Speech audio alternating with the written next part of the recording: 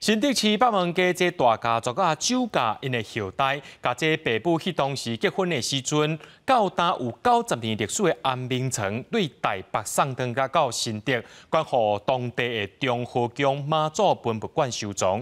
酒家后代看到这爸母的安明城，经过遐尼侪年，等来到北门街这个所在，是真感动。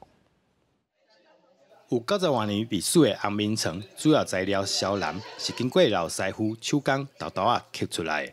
对顶头会当看出幼老的手工，而且结合新立体以及样式风格，上难得的是高大保存同款真好。床围下骹遮是属于咱汉体传统的，你看伊这面顶了后，下骹真朴实，面顶就真华丽。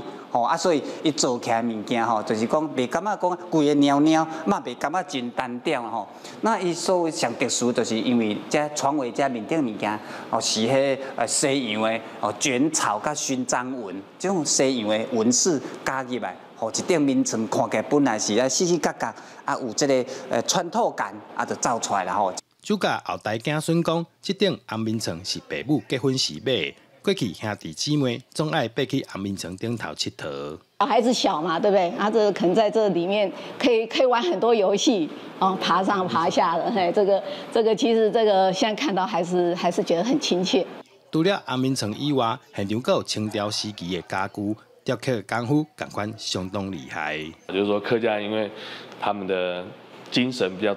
动感强啦，就是请那个比较应景，所以他们的家具都会看起来比较硬朗。那闽南家具呢，他们就会比较注重的是线条的修饰。安明城唔但见证过去酒家大家族在新竹市北门街的兴旺，也是子孙重要回忆。如今经过这么多年，安明城又搁转来到北门街，后代子孙新搬来，拢感觉真感动。记者刘君和新竹报道。